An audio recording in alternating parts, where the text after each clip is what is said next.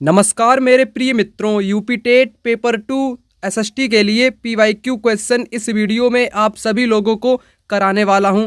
आप सभी को पता है यूपी टेट के एग्जाम में जूनियर लेवल में एसएसटी के कुल आपसे 60 क्वेश्चन पूछे जाएंगे। 60 क्वेश्चन आप लोगों से हिस्ट्री, जियोग्राफी, पॉलिटी एंड आपकी एग्रीकल्चर, होम साइंस और म्यूजिक अर्थात संगीत से पूछे जाएंगे। 60 के 60 क्वेश्चन आपको यहाँ पर करा दूंगा।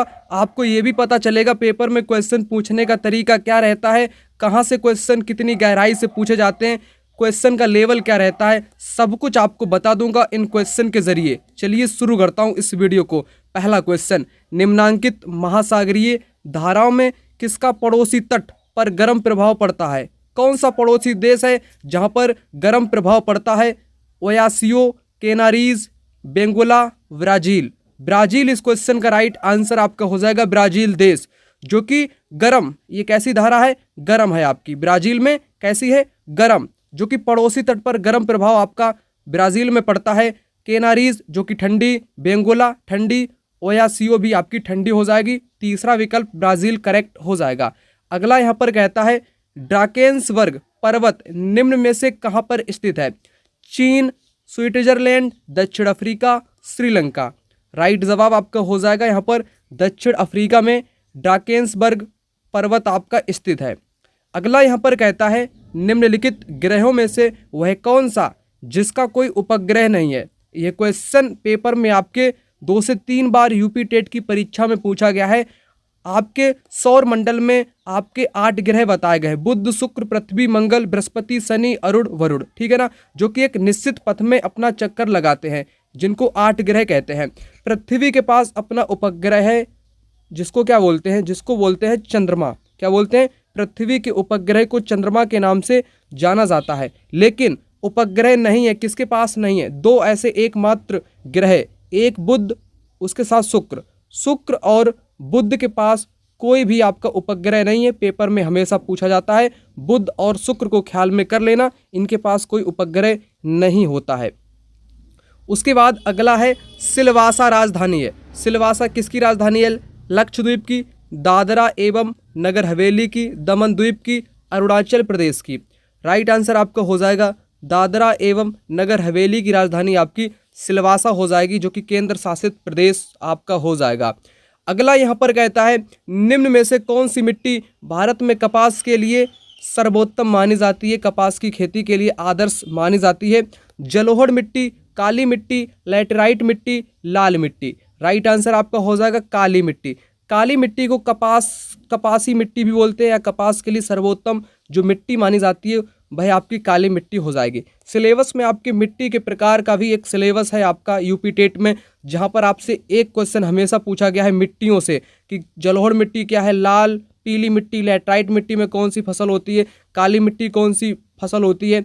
तो यहाँ पर ये सब कुछ आपके लिए बहुत इंपॉर्टेंट है, मैं आपको तुरंत यहाँ पर बताना चाहूँगा। सबसे पहले आप लोग यहाँ पर समझ लो काली मिट्टी, ब्लैक सॉइल, काली मृदा भी बोल सकते हैं इसको। यह मृदा वहाँ मिलती है जहाँ प्राचीन काल में लावा का जमाव हुआ था। लावा के टूटने फूटने से काली मिट्टी का निर्माण होता है। पहला पॉइंट आपको समझ में आ चुका होगा कि जो काली मिट्टी होती है ना, ये किससे बनी होती है? तो यह आपकी लावा से बनी होती है। कपासी या रेगुर मृदा भी इसको कहते हैं। दूसरा पॉइंट इंपॉर्टेंट, इसको कपासी मृदा या रेगुर मृदा भी बोलते हैं। कपास की खेती के लिए काली मिट्टी उपयुक्त होती है। काली मृदा मुख्य रूप से महाराष्ट्र, मध्य प्रदेश और गुजरात में पाई जाती है। 3 से 4 पॉइंट काली मिट्टी से पेपर में हमेशा आते हैं। पहला पॉइंट कि ये लावा से बनती है, रेगुर मृदा या कपासी मृदा के नाम से जाना जाता है, इसलिए इसमें कपास आपका अच्छा खासा होता है। राज्य कौन कौन से हैं? महाराष्ट्र, मध्य प्रदेश और गुजरात में है आपकी मिट्टी सर्वोत्तम पाई जाती है। उसके बाद मैं सबसे पहले आपसे बात कर लूँ जलोढ़ मिट्टी की, जलोढ़ मृदा की। यह मृदा सर्वाधिक उपजाऊ होती है। सर्वाधिक उपजाऊ कौन सी? जलोढ़ मिट्टी। गंगा, सिंधु, ब्रह्मपुत्र नदियों द्वारा लाए गए मलबे से निर्मित होती है। उत्तर भारत में यह मिट्टी सर्वाधिक पाई जाती है आपके गंगा के क्षेत्र में, है ना, जबकि प्रायद्वीपीय भारत में महानदी, कृष्णा नदी, कावेरी के द्वारा मलबे से इस मिट्टी का निर्माण होता है। जलोढ़ मृदा में गेहूं, चावल, गन्ना बहुत अच्छा होता है। 2 मृदाएं आपकी कंप्लीट यहाँ पर हो चुकी हैं। ठीक, उसके बाद लाल पीली मृदा, इस मिट्टी का निर्माण प्रायद्वीपीय पठारी भाग में पुरानी चट्टान से हुआ है। ऐसी मिट्टी गर्म और सूखे भागों में पाए जाने के कारण कम उपजाऊ होती है। लाल पीली आपकी बहुत कम उपजाऊ मिट्टी होती है। लेटराइट मिट्टी बहुत इंपॉर्टेंट है, यहाँ से पेपर में बनता है। भारत में यह मिट्टी गर्म और अधिक वर्षा वाले स्थानों पर पाई जाती है। अधिक वर्षा वाले क्षेत्रों में मृदा के पोषक तत्व पानी में घुलकर रिस कर नीचे चली जाती है। पोषक तत्व के अभाव के कारण ये कम उपजाऊ होती है।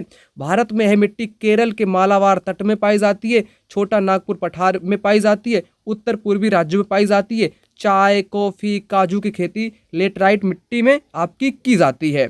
उसके बाद एक और मिट्टी है, 2-3 मिट्टी और हैं। उससे पहले एक छोटी सी जानकारी आपको बता दूं, जितने भी मित्र यूपी टेट का एग्जाम पहली बार में क्रैक करना चाहते हो, आपको पता है 60 नंबर की एसएसटी होती है। इसके लिए आपको इधर उधर भटकने की जरूरत नहीं है। आप लोगों के सामने एक मोबाइल नंबर यहाँ पर दिख रहा होगा, इस मोबाइल नंबर पर कॉन्टैक्ट, डायरेक्ट कॉल या व्हाट्सएप पर मैसेज करके आप लोग इन नोट्स को प्राप्त कर सकते हो।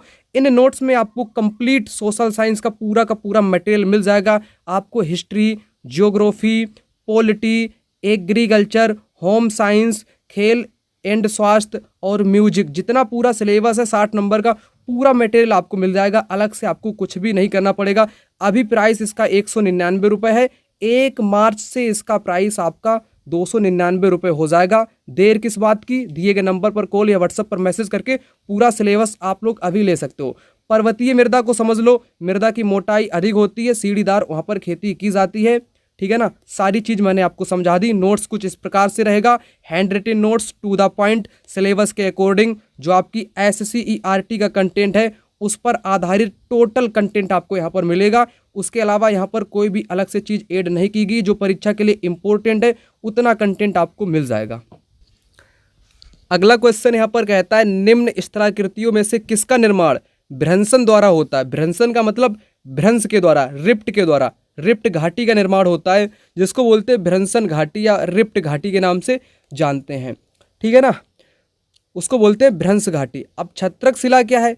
छत्रक शिला बालू का डिब्बा इसको बोल सकते हो। ये आपकी पवन के द्वारा बनता है, पवन के द्वारा बनता है। ठीक, छत्रक शिला। हिमोड़ किससे बनता है? हिमोड़ बनता है आपके हिमनद से, ग्लेशियर से, हिमनद से हिमोड़ निक्षेपण आकृति हो जाएगी। करेक्ट, राइट आंसर आपका तीसरा विकल्प यहाँ पर हो जाएगा। उसके बाद अगला यहाँ पर देखो, चंद्र ग्रहण निम्नलिखित में से कब पड़ता है? पूर्णमासी को, अमावस को, तृतीय चतुर्थ को, प्रथम चतुर्थ को। राइट आंसर हो जाएगा पूर्णमासी को आपका चंद्र ग्रहण पड़ता है। ठीक, करेक्ट आंसर पहला विकल्प हो जाएगा।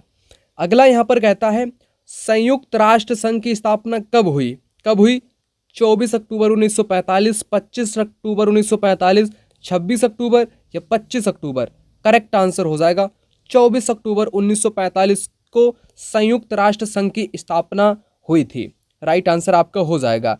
ठीक, संयुक्त राष्ट्र संघ का मुख्यालय कहाँ पर है बताओ? मुख्यालय कमेंट बॉक्स में इसका मुख्यालय सभी लोग कमेंट कर देंगे, मुख्यालय। राइट आंसर आपको मुख्यालय बता देना है। संयुक्त राष्ट्र संघ का मुख्यालय कहाँ पर है? अंतर्राष्ट्रीय न्यायालय का मुख्यालय द हेग नीदरलैंड में है, परंतु आपको इसका मुख्यालय बताना है। अगला, ग्राम पंचायत का सदस्य बनने के लिए न्यूनतम आयु सीमा क्या है? 18 वर्ष, 21 वर्ष, 30 वर्ष, 25 वर्ष। करेक्ट आंसर 18 वर्ष। 18 वर्ष यहाँ पर हो जाएगा। उसके बाद अगला यहाँ पर कहता है, भारत में उच्चतम न्यायालय ने संविधान के बुनियादी ढांचे का सिद्धांत दिया। केशवानंद भारती के मामले में, शंकरी प्रसाद के मामले में, सज्जन सिंह के मामले में, गोकलनाथ के मामले में। राइट आंसर पहला विकल्प, केशवानंद भारती के मामले में न्यायालय ने, उच्चतम न्यायालय ने संविधान के बुनियादी ढांचे का सिद्धांत दिया। अगला क्वेश्चन यहाँ पर कहता, भारतीय संविधान तदर्थ न्यायाधीशों की नियुक्ति की व्यवस्था करता है। उच्च न्यायालय में, जिला एवं सत्र न्यायालय में, संसद में या सर्वोच्च न्यायालय में। राइट आंसर हो जाएगा ऑप्शन आपका 4th वाला, सर्वोच्च न्यायालय भारतीय संविधान में तदर्थ न्यायाधीशों की नियुक्ति की व्यवस्था करता है। यह आपके अनुच्छेद 127 में आता है। किसमें? 127 अनुच्छेद के अकॉर्डिंग सर्वोच्च न्यायालय न्यायाधीशों की नियुक्ति की व्यवस्था करता है। उसके बाद अगला यहाँ पर कहता है, यह कौन निश्चित करता है कि कोई विधेयक धन विधेयक है या नहीं है? भारत का राष्ट्रपति, भारत का वित्त मंत्री, राज्यसभा का सभापति, लोकसभा का स्पीकर। राइट आंसर है आपका लोकसभा का स्पीकर निश्चित करता है कि कोई विधेयक धन विधेयक है या नहीं है। ठीक है ना, ये आपको पता होना चाहिए। और ये किस अनुच्छेद में आता है? ये आता है आपके 110 अनुच्छेद में। किसमें? 110 अनुच्छेद में आता है कि विधेयक है या नहीं है। अगला, शिक्षा को द्विध्रुवीय किसने कहा? शिक्षा को द्विध्रुवीय किसने कहा? फ्रोवेल, OB Smith, DB Adam, Jones Adams ने कहा। किसने? जोन्स एडम्स ने कहा शिक्षा को द्विध्रुवीय। राइट आंसर पहला विकल्प। उसके बाद अगला कहता है उच्च प्राथमिक स्तर पर कौन सा विषय सामाजिक अध्ययन में शामिल नहीं है? 6 से 8, 6 to 8 जूनियर लेवल में कौन सा विषय सोशल साइंस में नहीं आता है? भूगोल भी आता है, इतिहास भी आता है, राजनीति शास्त्र भी आता, लेकिन फिलोसफी दर्शन शास्त्र आपका बिल्कुल भी नहीं आता है। यह क्वेश्चन पेपर में 3 बार रिपीट हो चुका है। यूपी टेट के एग्जाम में कितनी बार? 3 बार आपका आ चुका है, सेम टू सेम। उसके बाद अगला देखो, निम्नलिखित में से कौन सा व्याख्यान विधि का गुण नहीं है? व्याख्यान विधि का गुण नहीं है, नहीं वाला बताना है। समय व शक्ति की बचत होती है, तर्क एवं चिंतन शक्ति का विकास होता है, पाठ वस्तु को अधिक स्पष्ट किया जा सकता है व्याख्या के द्वारा, विद्यार्थियों में स्वाध्याय की आदत बढ़ती है, मतलब कि स्वयं से पढ़ने की आदत बढ़ती है, ठीक, अधिक स्पष्ट किया जा सकता है, तर्क चिंतन विकसित होता है। लेकिन नहीं वाला बताना है आपको। व्याख्यान विधि का गुण समय व शक्ति की बचत होती है। व्याख्यान करने में समय की बचत नहीं, बल्कि समय अधिक से अधिक लगता है, शक्ति भी अधिक लगती है, बोलने से शक्ति व्यर्थ जाती है ना, ऊर्जा घटती है। तो ये बात आपकी गलत हो जाएगी। कौन सी? पहली। इसमें टाइम लगेगा, शक्ति भी लगेगी, बचत नहीं होगी, बल्कि अधिक से अधिक लगेगा। इसलिए पहला विकल्प करेक्ट आंसर आपका हो जाएगा। अगला, शिक्षक को श्याम पट पर लिखते समय कितने अंश के कोण पर खड़ा होकर लिखना चाहिए? बताओ कितने अंश के कोण पर लिखना चाहिए? तो यह उनको 45 डिग्री अंश के कोण पर खड़ा होकर के लिखना चाहिए। अगला यहाँ पर कहता है सामाजिक अध्ययन शिक्षण का उद्देश्य क्या है? बताओ क्या उद्देश्य है? सोशल साइंस का उद्देश्य क्या है? सांस्कृतिक विरासत का विकास करना, राष्ट्रीय एकता और अंतर्राष्ट्रीय समझ विकसित करना, अच्छे नागरिक होना। उपरोक्त सभी इस क्वेश्चन का जवाब हो जाएगा। पेपर में 2 बार क्वेश्चन ये आपका आ चुका है। उसके बाद अगला यहाँ पर कहता है निम्नलिखित में से कौन सा धर्म त्रिरत्न में विश्वास करता है? त्रिरत्न, 3 रत्न। तो त्रिरत्न आपका बौद्ध से है, वैष्णव से है, जैन से है, शैव से है। राइट हो जाएगा आपका बौद्ध धर्म से त्रिरत्न। कौन कौन से त्रिरत्न है? पहला है बुद्ध, दूसरा है धम्म, तीसरा है संघ। ये त्रिरत्न है बौद्ध धर्म के, ठीक, त्रिरत्न। और बौद्ध धर्म में 3 पिटक भी हैं, सुत्त पिटक, विनय पिटक, अभिधम्म पिटक, ठीक, वो भी आपको पता होना चाहिए। अगला यहाँ पर देखो आप लोग, मालती माधव नामक नाटक की रचना किसने की? मालती माधव, भास, कालिदास, बाणभट्ट, भवभूति। जवाब आपका यहाँ पर हो जाएगा भवभूति। भवभूति ने मालती माधव की रचना की। और इनकी एक रचना है किरात्र अर्जुन नाम से कुछ है ना, वो भी रचना की। कालिदास की रचनाएं पेपर में अक्सर आया करती हैं। बाणभट्ट जो कि हर्षवर्धन का दरबारी कवि था, जिसने हर्षचरित की रचना की। और कुछ रचनाएं इंपॉर्टेंट है जो हमेशा पेपर में आई हैं। उन रचनाओं को सिर्फ अभी यहीं पर कुछ सेकेंडों में मैं आपको बता देता हूँ, सारी रचनाएं आपकी कंप्लीट हो जाएंगी। यहाँ पर आप सबसे पहले समझो कुछ महत्वपूर्ण रचनाएं, नाटक, काव्य और ग्रंथ। राजेश्वर का क्या है? बाल रामायण किसने लिखी? राजशेखर ने लिखी है ना, राजशेखर लिखा यहाँ पर, ठीक, क्या? बाल रामायण। भारवी, भवभूति भारवी जिनको बोलते हैं, किरातार्जुन ने इन्होंने लिखी है। चंद्रवरदाई पृथ्वीराज चौहान के दरबारी कवि व लेखक पृथ्वीराज रासो की रचना की। शिशुपाल वध की रचना किसने की? माघ ने की। गीत गोविंद की रचना किसने की? जयदेव ने की। राजतरंगड़ी की रचना किसने की? कलहड़ ने की, जो 12वीं शताब्दी का इतिहास बताता है।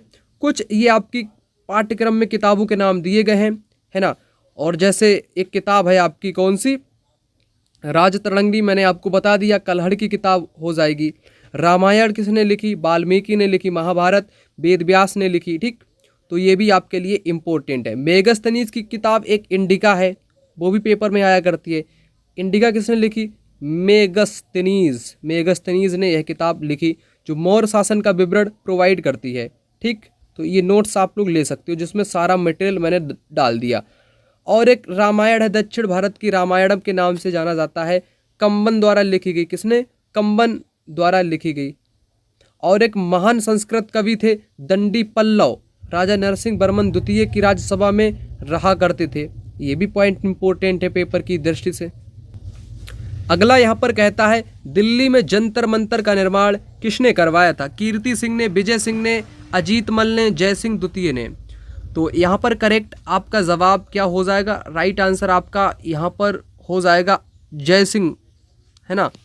इन्होंने कराई थी जंतर मंतर का निर्माण, जो कि इन्होंने एक वेधशाला का निर्माण कराया था। बाद में ये जंतर मंतर में आपका कन्वर्ट हो गया। उसके बाद अगला देखो, अगला यहाँ पर आपका कहता है वर्नाक्युलर प्रेस एक्ट कब पारित हुआ? यह आपका 1878, 1880, 1885, 1888। राइट है आपका यहाँ पर 1878। वर्नाकुलर एक्ट या प्रेस एक्ट क्या था? अगर कोई भारतीय न्यूज, अखबार, एजेंसी, प्रेस अंग्रेज़ों के खिलाफ कोई चीज़ छापती थी तो अंग्रेज़ उनकी पूरी की पूरी प्रेस को जब्त कर सकते थे। पूरा का पूरा प्रेस, प्रिंटिंग प्रेस उनका जब्त कर सकते थे, उस पर वर्नाकुलर एक्ट लगा देते थे। ठीक है ना। तो वही हाल होता था 1878 में, यही एक्ट था जिसका विरोध किया गया था। उसके बाद अगला, भारतीय राष्ट्रीय कांग्रेस के प्रथम अध्यक्ष ए.ओ. W.C. बनर्जी, महात्मा गांधी, सुरेंद्र नाथ बनर्जी।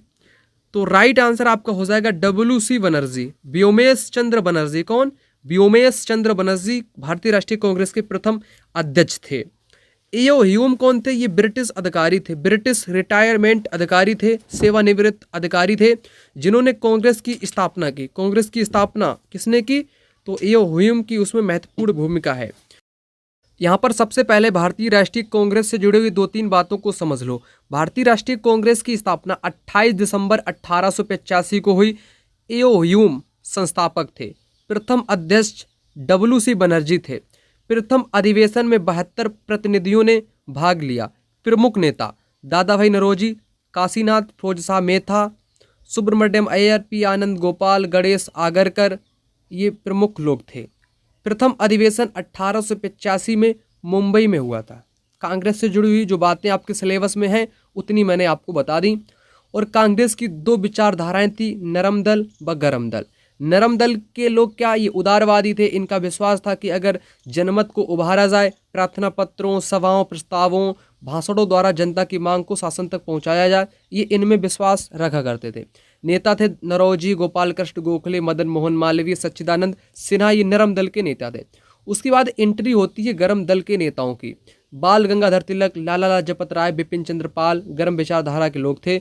इनका मानना था कि उग्र विरोध के बिना हमारी मांगें पूरी नहीं होंगी। तिलक ने नारा भी दे दिया, स्वराज हमारा जन्मसिद्ध अधिकार है, मैं इसे लेकर के रहूंगा। बंकिम चंद्र चटर्जी का गीत वंदे मातरम, ये भी लोगों में उत्प्रेरणा देता था। ठीक, तो इम्पोर्टेंट पॉइंट मैंने बता दिया। लॉर्ड कर्जन ने बंगाल का विभाजन 1905 में कर दिया। विभाजन का कारण बताया बढ़िया प्रशासन, लेकिन वास्तविक कारण था हिंदू मुस्लिम में फूट डालना। उसके बाद मुस्लिम लीग की स्थापना 1906 में हो जाती है। ठीक है ना। वो तो मैं आपको बाद में ही बता दूंगा, लेकिन जो इम्पोर्टेंट था उतना मैंने आपको यहाँ पर बता दिया। अगला यहाँ पर कहता है भूदान आंदोलन किसने प्रारंभ किया? किस व्यक्ति ने? Jayaprakash Narayan, J.V.. Kripalani, Narasimha Mehta, Vinoba Bhave. Right answer हो जाएगा आचार्य विनोबा भावे, जो कि एक आध्यात्मिक गुरु भी थे और भारतीय राष्ट्रीय आंदोलन भी थे। भूदान आंदोलन इन्होंने ही प्रारंभ किया था, विनोबा भावे ने ही। ठीक, उसके बाद निम्न में से कौन काकोरी कांड से संबंधित नहीं है? काकोरी कांड, ट्रेन एक्शन। ठीक, भगत सिंह, अशफाक उल्लाह खां, राजेंद्र लाहिड़ी, राम प्रसाद बिस्मिल। राइट आंसर हो जाएगा भगत सिंह। भगत सिंह इसमें आपके शामिल नहीं थे। ठीक, राम प्रसाद बिस्मिल, राजेंद्र लाहिड़ी, अशफाक उल्लाह खां, ये लोग आपके काकोरी कांड या ट्रेन एक्शन में ये लोग आपके शामिल थे। ठीक है ना, काकोरी लखनऊ के पास वाला क्षेत्र। उसके बाद अगला यहाँ पर आपके सामने क्वेश्चन है सुबंधु, घटखरपर, छपड़ाक, वीरसेन, इन सभी में क्या समानता थी? वह सभी गुजरात के शासक थे, वह सभी बौद्ध धर्म के प्रचारक थे, ये सभी चंद्रगुप्त विक्रमादित्य के दरबार में थे, ये सभी जैन धर्म के प्रचारक थे। नहीं, राइट आंसर है आपका चंद्रगुप्त विक्रमादित्य के ये दरबारी दरबारी लोग थे, सुबंधु, घटकर, छपड़ाक, वीरसेन। कोई वैद्य था, कोई व्याकरणविद था, कोई कुछ था। ठीक, ये वही लोग हैं, ये सभी चंद्रगुप्त विक्रमादित्य के दरबार में रहा करते थे। उसके बाद यहाँ पर क्वेश्चन है आपसे मिलान करने का। मिलान करो, बड़ा ही सरल सिंपल क्वेश्चन। चौसा का युद्ध, घाघरा का युद्ध, कन्नौज का युद्ध, हल्दी घाटी का युद्ध। जैसे ऐसे क्वेश्चन कैसे सॉल्व करने हैं, जैसे आपको हल्दी घाटी का युद्ध पता है 1576 में, महाराणा प्रताप, ठीक पता है आपको, तो 1576 डी का तीसरा, इसमें भी बड़ा कन्फ्यूज़न क्रिएट हो जाएगा। अब कन्नौज का युद्ध हो गया था 1540 में, सी का एक सिर्फ इसमें है, तो तीसरा विकल्प यहाँ पर करेक्ट हो ही जाएगा, ए का दूसरा। चौसा का 39 में, घाघरा का आपका 29 में हुआ था, हल्दी घाटी का 1576 में हुआ था, करेक्ट। उसके बाद अगला यहाँ पर क्वेश्चन है आपके सामने, कहता है निम्नलिखित को कालक्रमानुसार व्यवस्थित करें। Warren Hastings, Clive, Lord Cornwallis, Dalhousie. अब इनको जैसे आपको मान लो इनका कार्यकाल नहीं पता है तो आप कैसे करोगे। क्लाइव को आपको पता है प्लासी का युद्ध 1757 में आ जाएगा। कॉर्नवालिस वही व्यक्ति जिसने 1793 में स्थायी बंदोबस्त शुरू किया था, ठीक। बेलेजली की सहायक संधि 1798 में, आप इसको कर दो, ठीक। और वारेन हेस्टिंग्स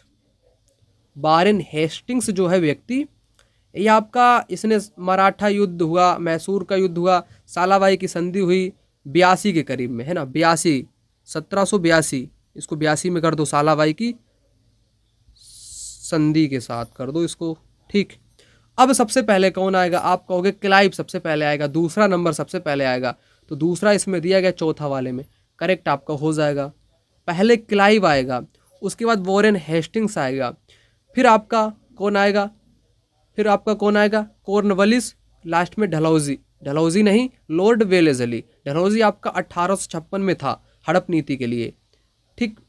और सहायक संधि के लिए कौन, वेलेजली की 1798 की क्या सहायक संधि। नेक्स्ट अगला, भारत के निम्न में से किस राज्य में सुंदरवन पाए जाते हैं।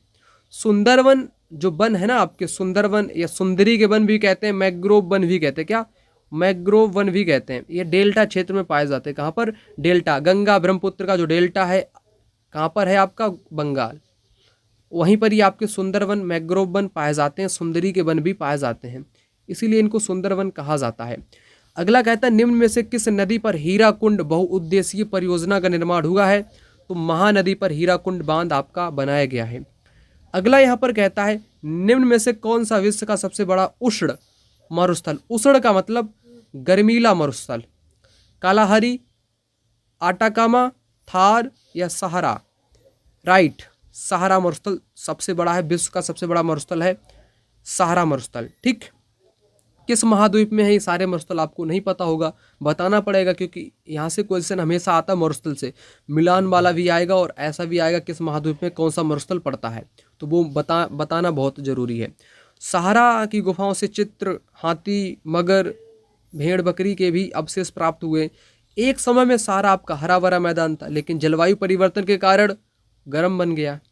रेगिस्तान गर्म भी होते हैं, ठंडे भी होते हैं, जैसे लद्दाख का रेगिस्तान आपका ठंडा रेगिस्तान है, ये सबसे बड़ा है कुल मिलाकर के। अब इसको अच्छे से समझा दूं कौन सा किस महाद्वीप में पड़ता है, फिर मैं आगे बात करूंगा।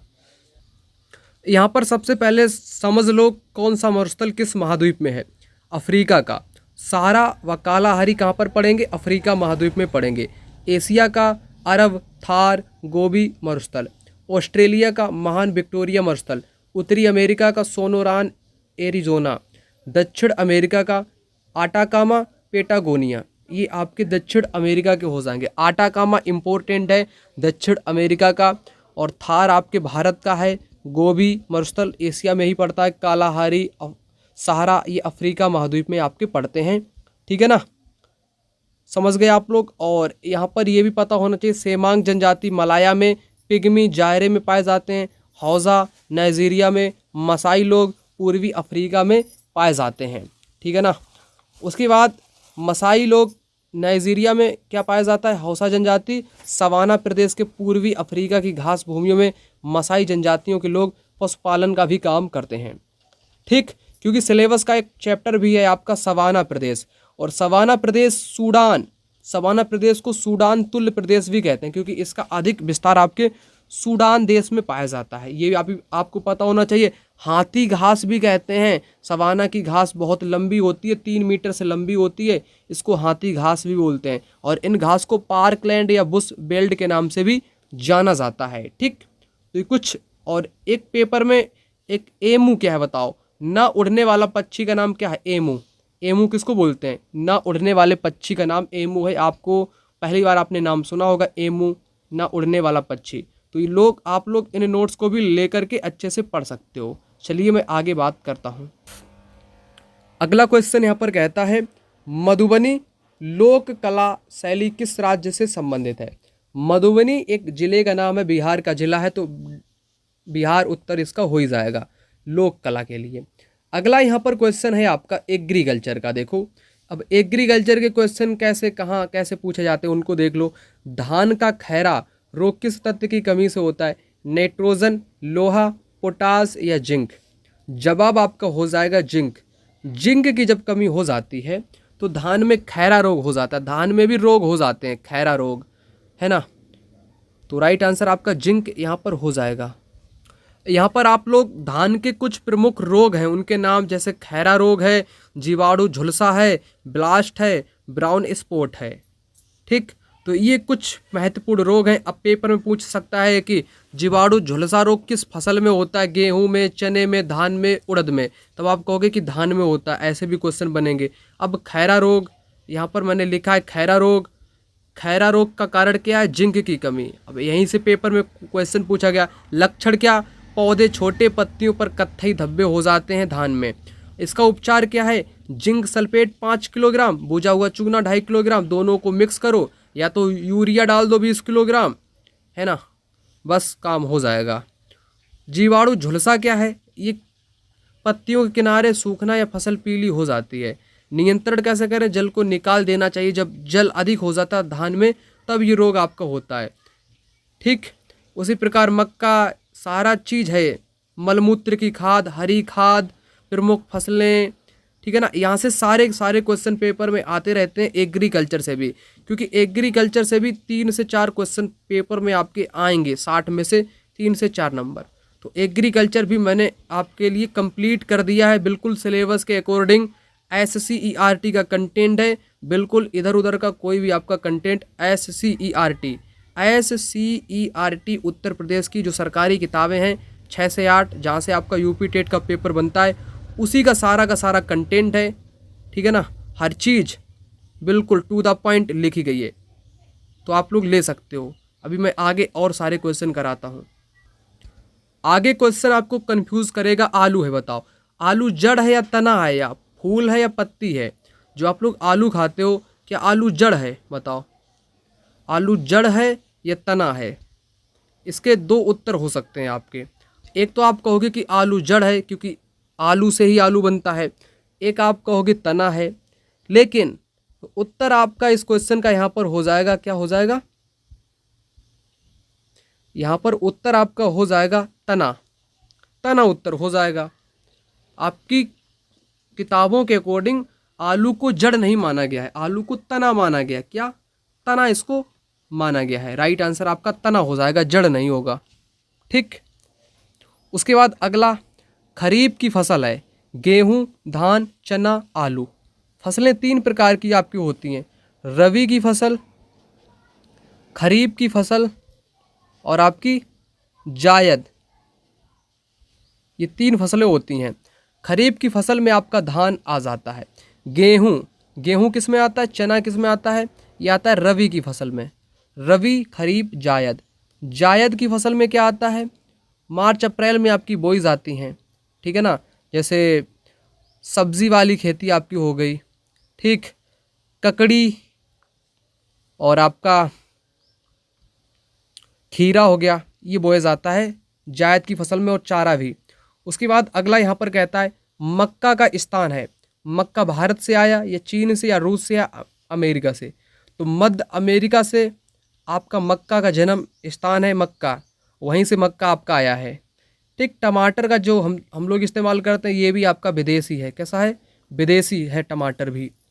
अगला यहाँ पर कहता है प्रमाणित बीज के थैले पर लगे टैग का रंग क्या होता है?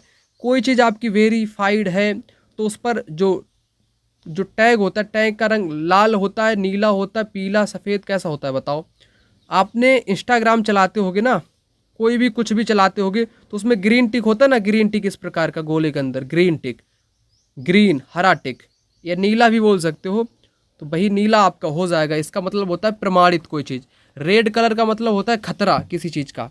उसके बाद अगला यहाँ पर कहता है ओलरीकल्चर शब्द का संबंध किससे है? ओलरीकल्चर सब्जी विज्ञान से, पुष्प विज्ञान से, फसल विज्ञान से या फल विज्ञान से? राइट आंसर हो जाएगा आपका पहला विकल्प, सब्जी विज्ञान। अगला क्वेश्चन यहाँ पर कहता है फलों को पकाने में उपयोग किया जाने वाला रसायन क्या है?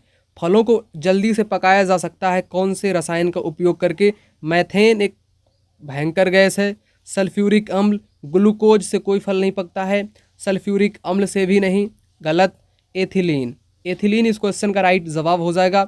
एथिलीन का उपयोग करके फलों को पकाया जाता है। उसके बाद पपैन क्या है? पपैन का स्रोत आम, बेल, केला, पपीता, पपाया, पपैन, पपीता राइट आंसर हो जाएगा, पपैन का स्रोत।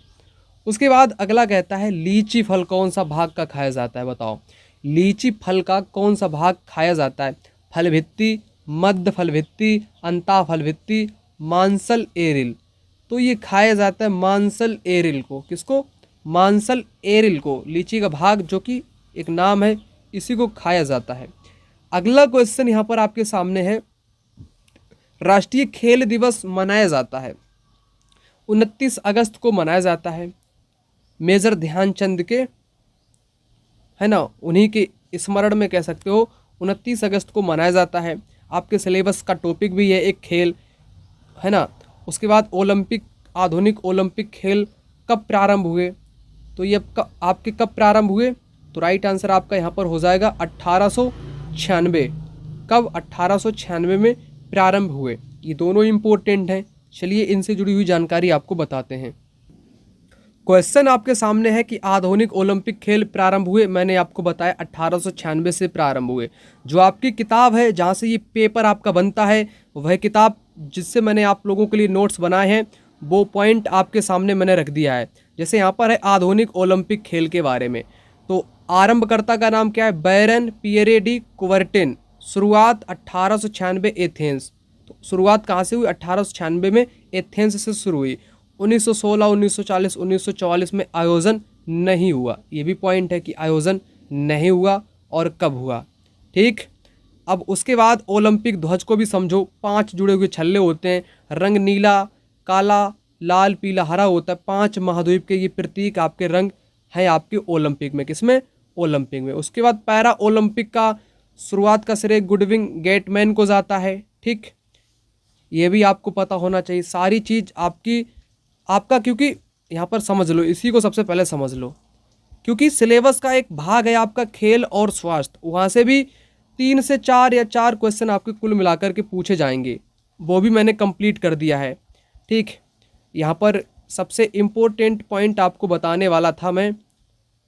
एक अभी क्वेश्चन अभी मैं आपको कराऊंगा, द्रोणाचार्य पुरस्कार किसको मिलता है? प्रारंभ आपका 1985।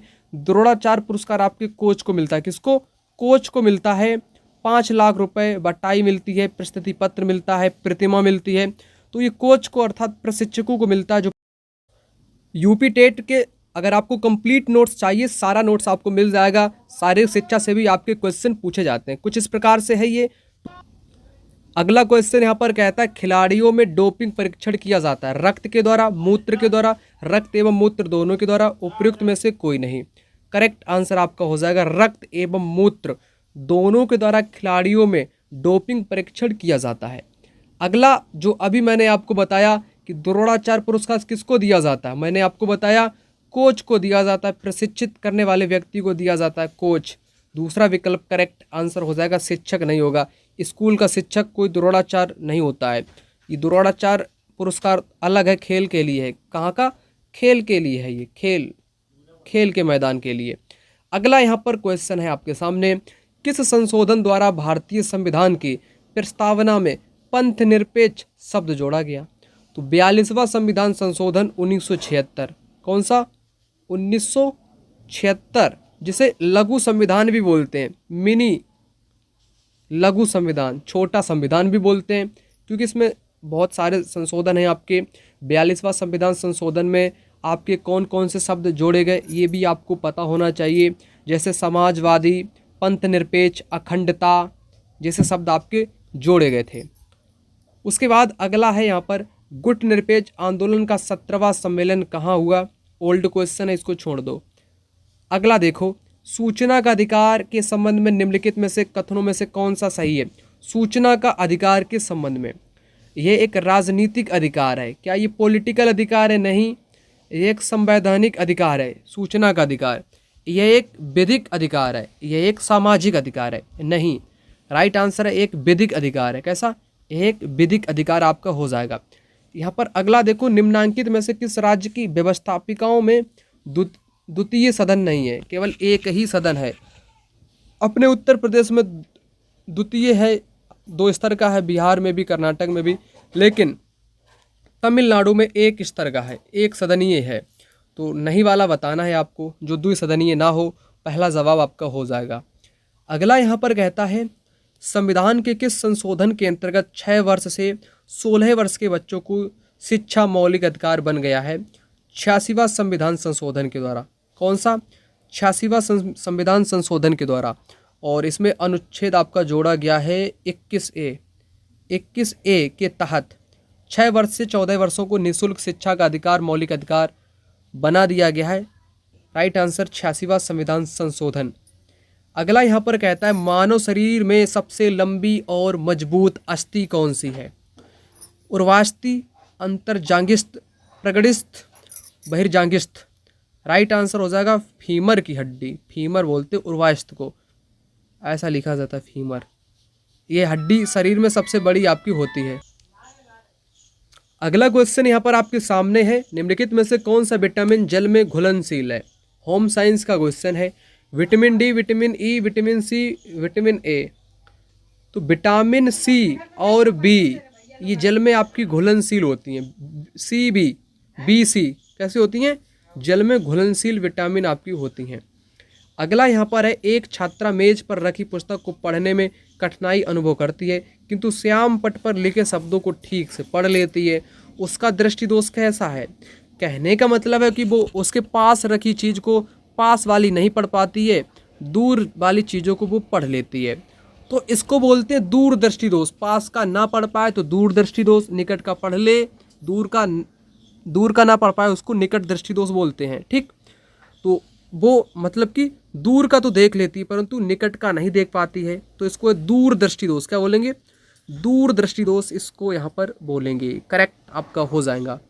ठीक, और इसके लिए उत्तल लेंस की जरूरत होती है। किस लेंस की? उत्तल लेंस के चश्मे की।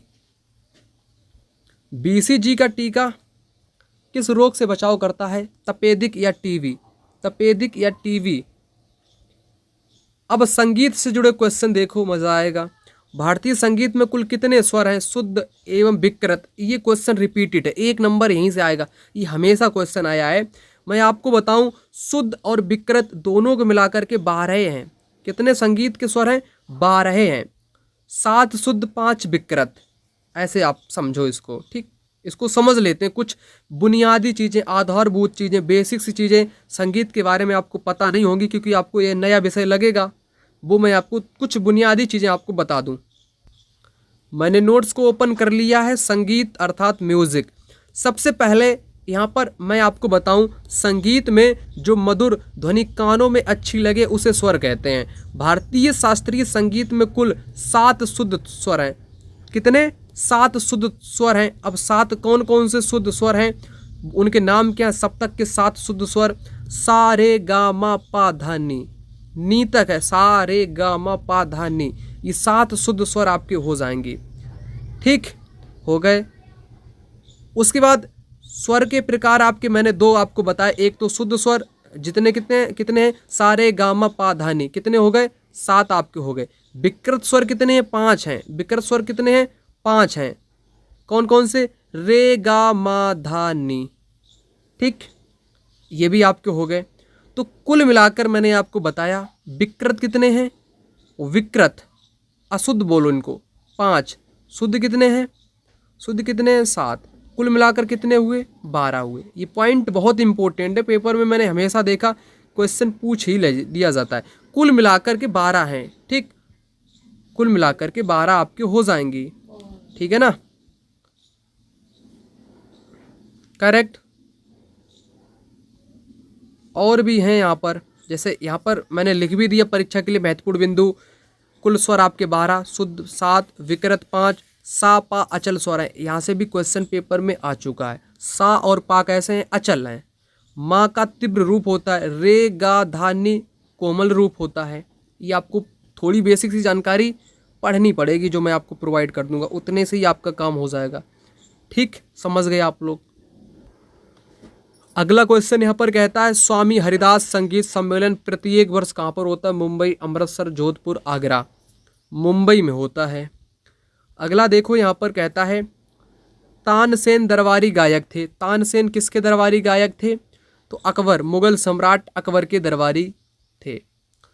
उसके बाद यहाँ पर है क्वेश्चन जयदेव किस ग्रंथ के जयदेव किस ग्रंथ के रचयिता हैं, जयदेव के ग्रंथ किस ग्रंथ के रचयिता हैं, जयदेव एक व्यक्ति के नाम है। तो गीत गोविंद के लेखक आपके जयदेव हैं, मैं अभी आपको बता चुका हूँ। राग नहीं राज तरंगड़ी, कलहड़ की किताब, किसकी, कलहड़ की किताब, 12वीं शताब्दी का इतिहास बताती है। परिप्रेक्ष्य क्या होता है बताओ, परिप्रेक्ष्य होता है पटल की गहराई, पटल की गहराई।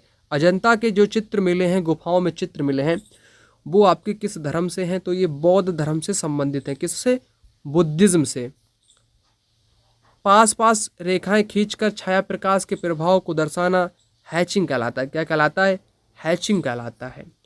मैंने आपको 60 के पूरे क्वेश्चन करा दिए। जिस किसी मित्र को शुरू से तैयारी करनी है, बेसिक से तैयारी करनी है, पूरी स्पीड से तैयारी करनी है, तीव्र गति से तैयारी करनी है, अच्छे ढंग से तैयारी करनी है, पेपर को पहली बार में क्रैक करना है, तो दिए गए नंबर पर कॉल या व्हाट्सएप पर मैसेज करके नोट्स को प्राप्त कर लेना, ताकि 60 नंबर का पूरा मटेरियल आप लोगों को मिल जाए। इतिहास, भूगोल, नागरिक शास्त्र, खेल, स्वास्थ्य, संगीत, होम साइंस, कृषि विज्ञान, सारा मिल जाएगा।